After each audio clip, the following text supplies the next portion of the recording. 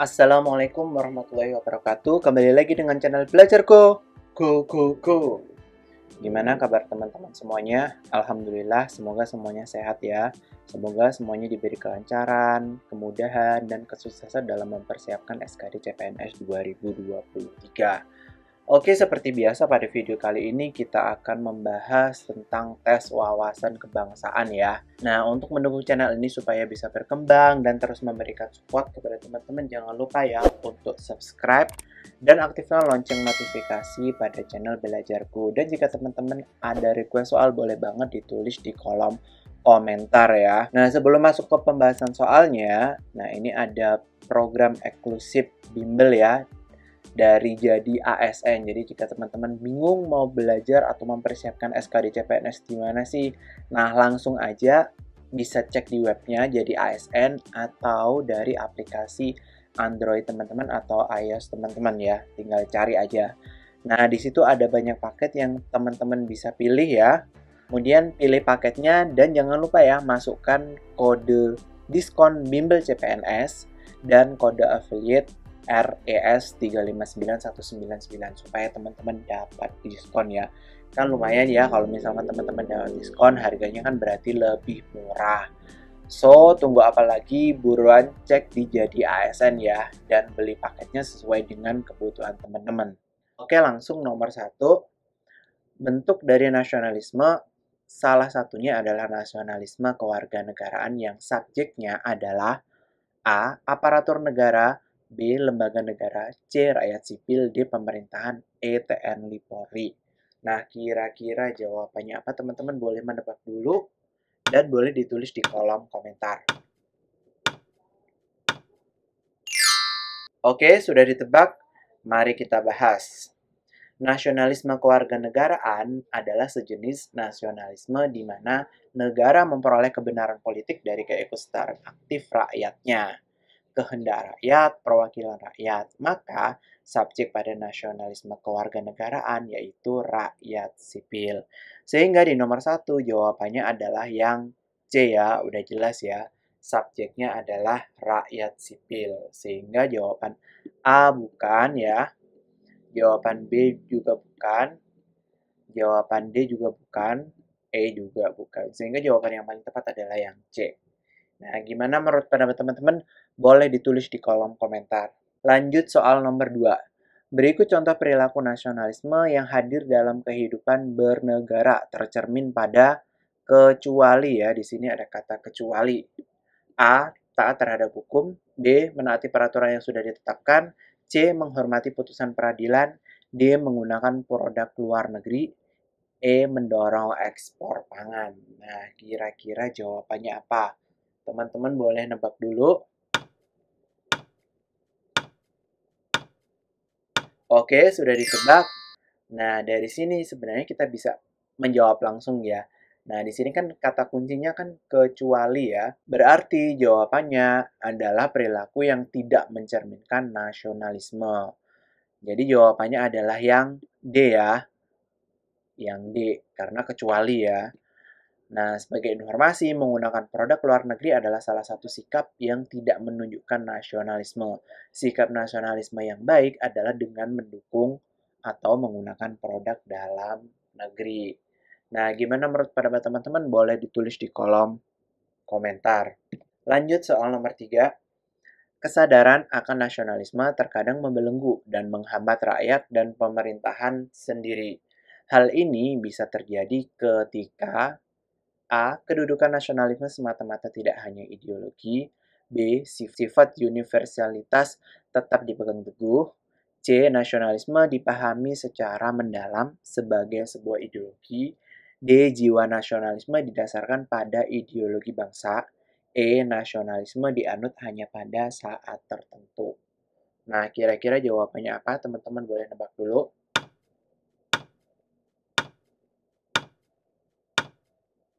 Oke, sudah ditebak ya. Mari kita bahas. Ketika nasionalisme dipahami secara mendalam sampai menjadi sebuah ideologi, maka pemahaman tersebut akan menjadi berlebihan dan kaku. Hal itu tentu akan membelenggu dan menghambat rakyat dan pemerintahannya sendiri ya. Jadi jawabannya adalah yang C ya. Nasionalisme dipahami secara mendalam sebagai sebuah ideologi. Nah, gimana menurut pendapat teman-teman? Boleh ditulis di kolom komentar. Lanjut soal nomor 4. Menjelang dan pasca kemerdekaan Indonesia, semangat kebangsaan sangat tinggi. Kerelaan berkorbannya juga tinggi. Tetapi akhir-akhir ini ada semacam penurunan semangat kebangsaan atau nasionalisme. Mengapa bisa demikian? A. Pengaruh globalisasi yang amat deras. B. Budaya korupsi yang mengakar. C. Kesenjangan pembangunan yang sentralistis. D. Budaya westernisasi. E. Kekecewaan masyarakat yang mengakar. Nah, kira-kira jawabannya apa? Teman-teman boleh nebak dulu. Oke, sudah ditebak ya. Mari kita bahas. Pembangunan Indonesia yang masa Orde Baru sangat sentralisis, mengakibatkan munculnya kesenjangan pada berbagai sektor ekonomi, politik, sosial budaya, maupun pada pembangunan wilayah atau kawasan barat, tengah, dan timur. Kesenjangan inilah antara lain yang memicu memudarnya rasa solidaritas, kebersamaan karena nasib dalam kenyataannya tidak sama, atau kelompok yang satu melakukan pengorbanan di pihak lain menikmati pengorbanan yang lain. Nah, jawabannya adalah yang C ya, kesenjangan pembangunan yang sentralistis gitu. Nah, gimana menurut pendapat teman-teman? Boleh ditulis di kolom komentar. Lanjut soal nomor 5. Di tengah kondisi masyarakat yang majemuk di Indonesia, nasionalisme Indonesia menjadi sebuah paham yang bersifat A. Mempererat semangat persatuan, B. Meningkatkan partisipasi rakyat dalam pembangunan, C. Menghormati HAM, D. Melawan penjajah, E. Mempertahankan negara. Nah, kira-kira jawabannya apa? Teman-teman boleh menebak dulu.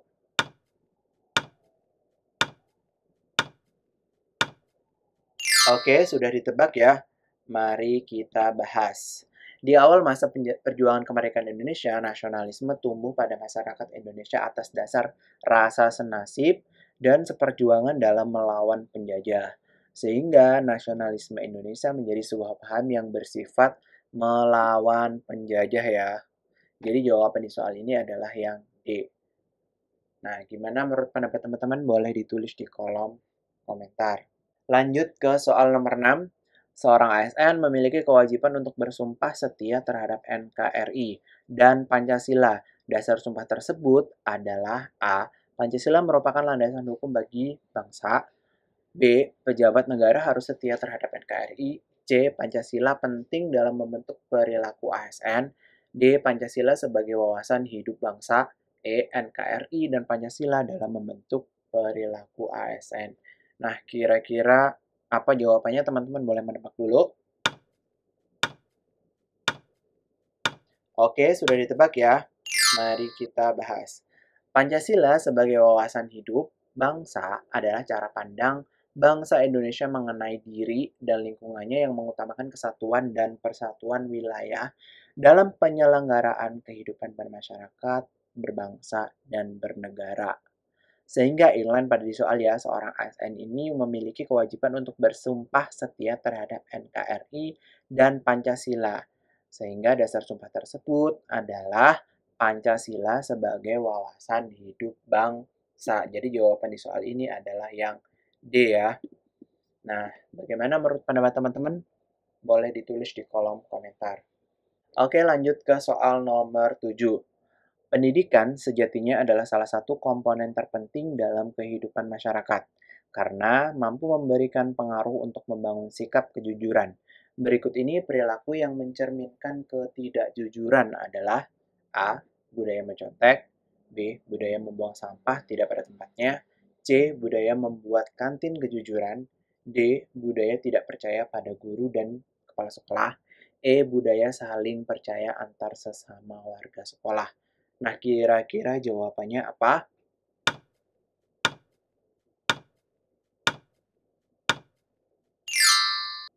Oke, sudah ditebak. Jawabannya adalah yang A ya. Nah, kata kuncinya di sini perilaku yang mencerminkan ketidakjujuran ya. Ketidakjujuran di dalam dunia pendidikan. Berarti yang paling tepat adalah yang A ya, budaya mencontek. Perilaku mencontek sama sekali tidak mencerminkan nilai atau sikap kejujuran. Nah, gimana menurut pendapat teman-teman? Boleh ditulis di kolom komentar. Lanjut soal nomor 8. Integritas berdasarkan kompetensi KPK memiliki pengertian bahwa A. Mutu, sifat, dan keadaan yang digambarkan secara utuh yang memancarkan kewibawaan. B. Patuh pada kode etik dalam perkataan dan perbuatan. C. Berkepribadian untuk yang merujuk pada nilai moral dan etika.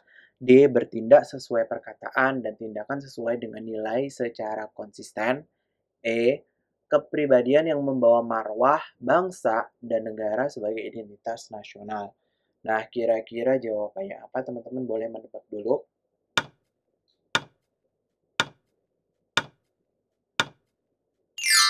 Oke, sudah ditebak ya? Mari kita bahas. Berdasarkan Kamus Kompetensi Perilaku KPK, yang dimaksud dengan integritas adalah bertindak secara konsisten antara apa yang dikatakan dengan tingkah lakunya, sesuai nilai-nilai yang dianut. Nilai-nilai dapat berasal dari nilai kode etik di tempat dia bekerja, nilai masyarakat, atau nilai moral pribadi. Sehingga di soal ini jawabannya adalah yang D ya, bertindak sesuai dengan perkataan. Jadi tindakannya itu harus sama dengan perkataan dan tindakannya sesuai dengan nilai secara konsisten. Jadi di soal ini jawabannya adalah D ya. Nah, gimana menurut pendapat teman-teman? Boleh ditulis di kolom komentar. Soal nomor 9.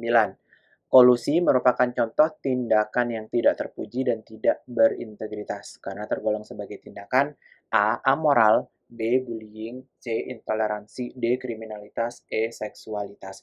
Kira-kira jawabannya apa teman-teman? Boleh menebak dulu.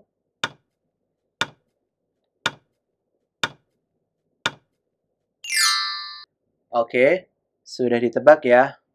Mari kita bahas. Kolusi ialah merupakan permufakatan atau kerjasama melawan hukum antar penyelenggara negara dan pihak lain yang merugikan orang lain, masyarakat, ataupun negara. Secara praktik, tindak kriminal kolusi ialah persekongkolan antara dua pihak atau lebih untuk melakukan suatu tindakan yang seolah-olah wajar, tetapi bertujuan memperoleh keuntungan dengan cara merugikan pihak lain. Hal tersebut tentu tergolong tindak kriminalitas ya. Jadi di soal ini jawabannya adalah D ya, kriminalitas. Nah, gimana menurut pendapat teman-teman? Boleh ditulis di kolom komentar. Lanjut soal nomor 10. Tolak ukur keberhasilan integrasi nasional adalah terciptanya kesepakatan bersama mengenai norma-norma dan nilai-nilai sosial yang dilestarikan dan dijadikan A.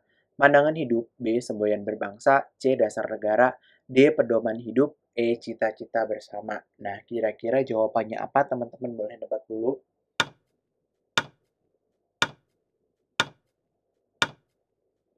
Oke, sudah ditebak ya?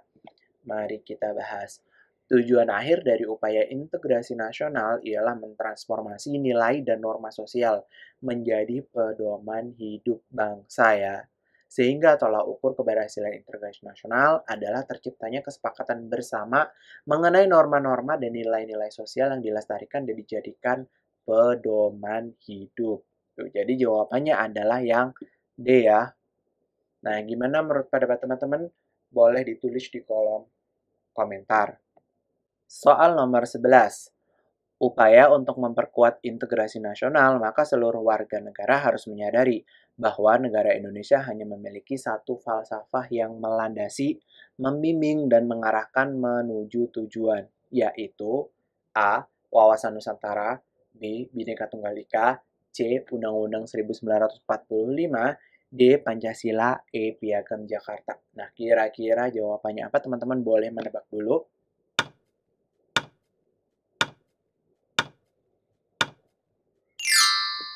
Oke, sudah ditebak? Mari kita bahas. Di tengah kondisi masyarakat Indonesia yang majemuk, maka integrasi nasional akan tercapai jika seluruh warga negara Indonesia secara sadar meyakini bahwa Pancasila yang menjadi dasar, falsafah, hingga landasan dalam kehidupan berbangsa dan bernegara. Sehingga jawaban di soal nomor 11 untuk memperkuat integrasi nasional ya bahwa negara Indonesia itu hanya memiliki satu falsafah yang melandasi, yaitu Pancasila. Jadi jawaban di soal ini adalah D ya. Nah, gimana menurut pendapat teman-teman? Boleh ditulis di kolom komentar. Soal nomor 12. Bela negara dengan pendekatan militer dilakukan untuk menghadapi ancaman A. Serbuan budaya asing, B. Non-militer, C. Serbuan budaya lokal, D. Militer, E. Sipil. Kira-kira jawabannya apa? Teman-teman boleh menebak dulu.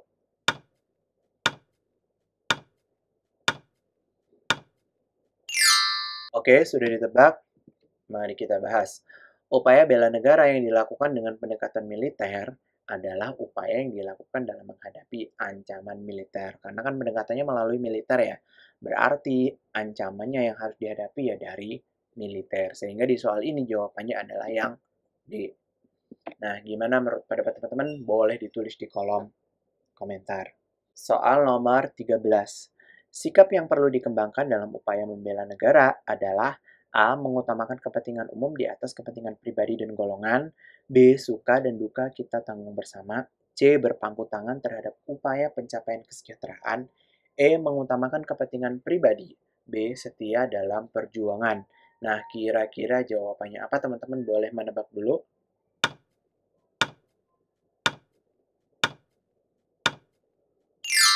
Oke, sudah ditebak ya. Mari kita bahas. Nah, di sini kan sikap yang perlu dikembangkan dalam upaya membela negara ya. Nah, bela negara itu harus mengutamakan kepentingan umum di atas kepentingan pribadi ataupun golongan. Sehingga jawaban yang tepat adalah yang nomor yang pilihan A ya. Sehingga jawaban yang tepat adalah yang A, mengutamakan kepentingan umum di atas kepentingan pribadi dan golongan. Nah, gimana menurut pendapat teman-teman? Boleh ditulis di kolom komentar. Soal nomor 14, melalui non-militer, partisipasi masyarakat dalam melakukan dalam berbagai bentuk kecuali, nah kira-kira apa? A. Meningkatkan kesadaran berbangsa dan bernegara. B. Berperan aktif dalam memajukan bangsa dan negara dengan karya nyata. C. Meningkatkan kesadaran dan kepatuhan terhadap hukum atau undang-undang dan menjunjung HAM. D. Menghormati putusan hukum. E. Meningkatkan jumlah lapangan pekerjaan. Kira-kira jawabannya apa?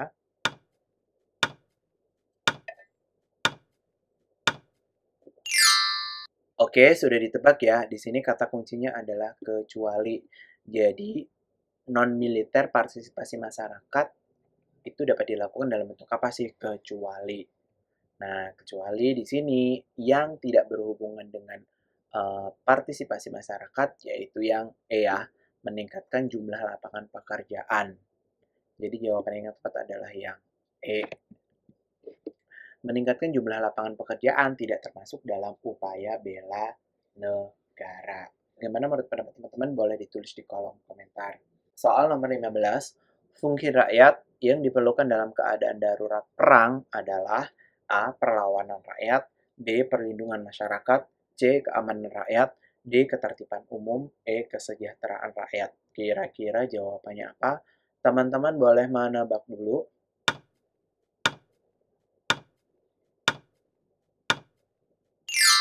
Oke, sudah ditebak ya. Mari kita bahas. Fungsi dan peran dari rakyat terlatih ialah kesiapsiagaan mereka dalam melaksanakan perlawanan rakyat di dalam kondisi darurat perang. Sehingga di soal nomor 15 jawabannya adalah yang A ya, perlawanan rakyat. Karena fungsi rakyat yang terlatih yang diperlukan dalam keadaan darurat itu adalah perlawanan. Nah, gimana menurut pendapat teman-teman? Boleh ditulis di kolom komentar. Lanjut soal nomor 16. Nah, soal 16 ini latihan ya buat teman-teman. Silahkan teman-teman pahami, silahkan teman-teman tebak, dan tulis jawaban teman-teman di kolom komentar. Nanti akan saya komen apakah jawaban teman-teman sudah benar ataukah masih kurang ya. Tuh. Nah, sekali lagi ini informasi yang berguna buat teman-teman, bagi teman-teman yang lagi nyari. Nah, buat teman-teman yang lagi bingung nyari bimbel atau belajar atau tryout SKD CPNS di mana sih? Nah, hanya di Jadi ASN ya. Jadi teman-teman bisa cek di webnya Jadi ASN atau di aplikasi Android teman-teman atau iOS teman-teman. Langsung aja di-download ataupun dicek di websitenya. Nah, di situ banyak banget pilihan paketnya. Ada 1 bulan, ada 6 bulan, dan ada 1 tahun bisa diakses ya.